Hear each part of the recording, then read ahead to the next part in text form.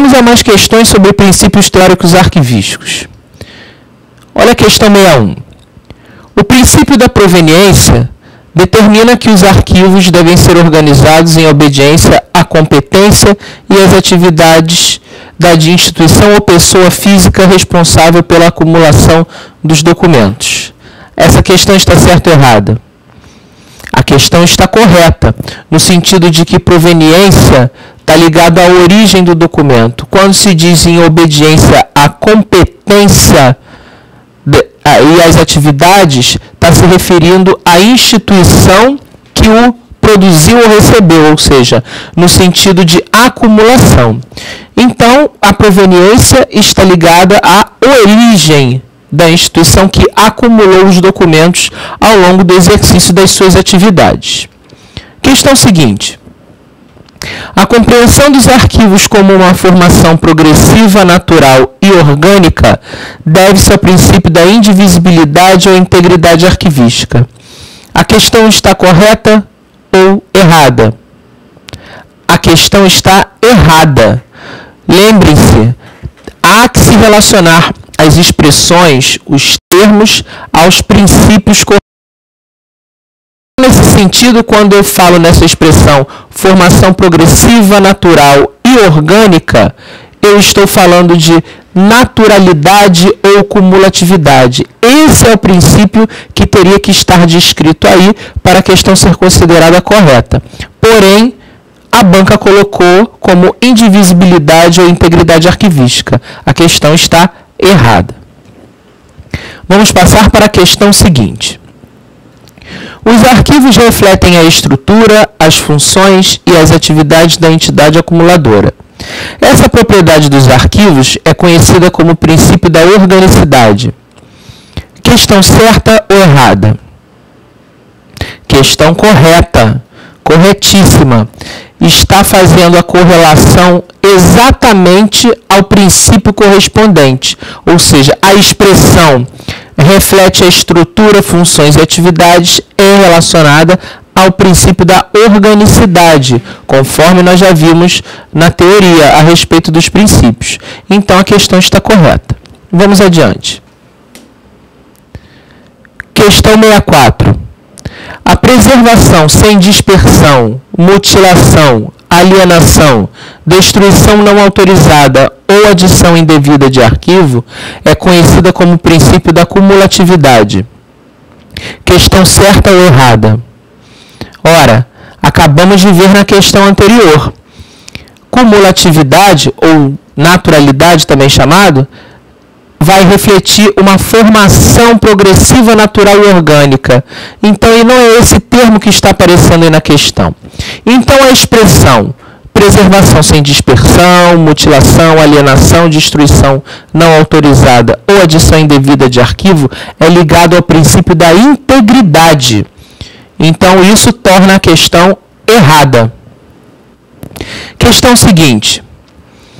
Os documentos de arquivo conservam seu caráter único em função do contexto em que foram produzidos. Essa questão está certa ou errada? Está correta. Corretíssima. No sentido de que a banca não precisa colocar necessariamente o princípio ao qual ela está se referindo. Mas você, aluno, tem que saber que determinados termos ou determinados conceitos, definições, remetem a princípios específicos. Então, os documentos são criados em função do contexto específico. Ok. Qual é o princípio embutido aí, implícito na questão? É o princípio da unicidade. Ok? Mas a questão está correta mesmo sem mencionar qual é o princípio. Fica a dica para o aluno que, quando a banca colocar uma afirmativa, você vai saber em virtude de ter o conhecimento da definição e das características dos princípios arquivísticos. Questão seguinte. A autenticidade dos documentos de arquivo pode ser encontrada na conscriptio. Conscriptio é um termo relacionado à diplomática. Não cai para o âmbito do nível técnico. Então, o que eu quero considerar a respeito dessa questão? essa questão está errada, não é na conscriptio, onde se encontra a questão da autenticidade nos documentos. Não entrarei muito nesse assunto. O que eu quero comentar a respeito dessa questão para vocês é o seguinte: a autenticidade nos documentos ela é importante para carregar o documento de valor jurídico, ou seja, torná-lo autêntico, digamos, com legitimidade para fazer valer o que está prescrito ali, naquele documento. E a autenticidade está ligada necessariamente à assinatura dos documentos. Nenhum documento vale sem uma assinatura, seja ela de próprio punho, ou seja uma assinatura eletrônica, qual seja o tipo. Nenhum documento é gerado, é produzido sem ter a assinatura de uma autoridade competente para fazer com que aquele ato se cumpra e faça efetivar a vontade ou a necessidade de uma pessoa ou de uma organização.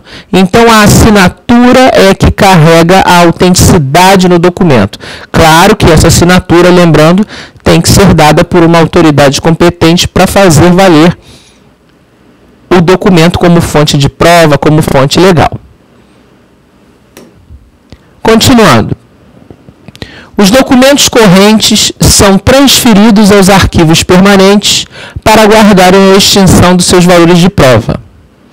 Questão certa ou errada? Questão errada. Em que sentido, professor? Não raciocinem automaticamente quando falar transferência, arquivo permanente, com a troca do termo para recolhimento. Isso pode ser perigoso. Como vimos anteriormente, os documentos fazem movimentos entre as fases do ciclo de vida. E nós nomeamos esses movimentos: transferência da fase corrente para a intermediária, recolhimento da intermediária para a permanente e, em alguns casos, recolhimento direto da corrente para a permanente. Não é porque quando vocês leem numa questão que fala transferência para arquivo permanente que vocês têm que logo trocar o termo para recolhimento. Leiam a questão até o final. A pegadinha justamente nessa questão está aí. Olha só. Os documentos são transferidos aos arquivos permanentes para guardar a extinção de seus valores de prova? Aonde, em que fase, os documentos aguardam a extinção de seus valores de prova? Ou seja, do seu valor jurídico e administrativo para a instituição? Isso é propriedade da fase intermediária. Então, o pulo do gato está não em trocar transferência por recolhimento, e sim trocar transferência para o arquivo intermediário. Retire o termo permanente da questão e acrescente o termo intermediário, tornando a questão correta. Ou seja, os documentos correntes são transferidos aos arquivos intermediários para guardar a extinção de seus valores de prova. Puro e simples assim. Questão seguinte. A instalação de depósitos de arquivos intermediários como solução para os problemas de saturação de espaço nos setores de trabalho é difundida e adotada em todo o mundo. Questão certa ou errada? Questão correta. Em que sentido? A banca ampliou muito o campo nessa questão. Vocês têm que saber que, mesmo em nível de Brasil, não precisa saber se isso acontece no mundo inteiro. Estamos aqui no mundo da teoria. Então vamos nos ater que isso acontece e que é difundido em todo mundo. Mas nesse sentido, na prática esbarramos com muitas dificuldades. Mas para o âmbito dos concursos vamos nos ater à teoria. Então os arquivos intermediários realmente surgem como uma forma de solucionar problemas com a saturação de espaço nos setores de trabalho. Em que sentido? Evitando que os documentos que não são mais consultados frequentemente fiquem amontoados, atrapalhando o caminho ou a própria rotina de trabalho dentro das organizações. Então, existe o arquivo intermediário para isso, para abarcar esses documentos que ainda não podem ser eliminados ou também recolhidos e vão ficar nessa fase, nesse outro lugar físico, aguardando o recebimento da sua destinação. Então, da mesma forma que os arquivos intermediários surgem como solução para os problemas de espaço, problemas de saturação de espaço, eles aparecem como uma solução de economia com o gasto de grandes valores para a guarda dos documentos nos arquivos. Por quê? Como os documentos intermediários não precisam ficar junto aos órgãos que os produziram e receberam, eles podem ficar longe dos centros urbanos, em galpões ou em outros prédios do órgão ou da instituição, configurando um custo bem menor, porque o que custa dinheiro para o governo é a guarda de documentos nos grandes centros urbanos, onde a locação de espaço é muito cara.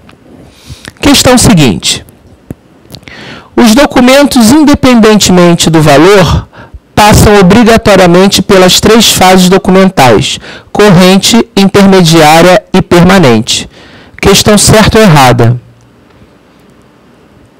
Questão errada. Como falamos anteriormente, os documentos têm um valor agregado durante o ciclo de vida e eles não passam obrigatoriamente pelas 3 fases do ciclo de vida, corrente, intermediária e permanente. O que vai determinar o ciclo de vida para os documentos, ou seja, a sua trajetória e a posterior destinação, vai ser o assunto que o documento trata. É o assunto que determina a trajetória, a vida útil, o fluxo da documentação dentro das instituições e a sua respectiva destinação. Em virtude disso, não se pode afirmar que o documento necessariamente passa pelas 3 fases. Senão isso implica que eu nunca vou eliminar a massa documental, eu nunca vou jogar fora documento que não serve mais.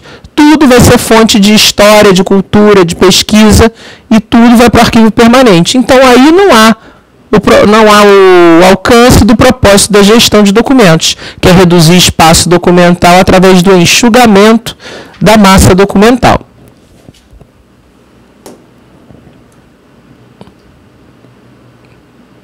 Terminamos.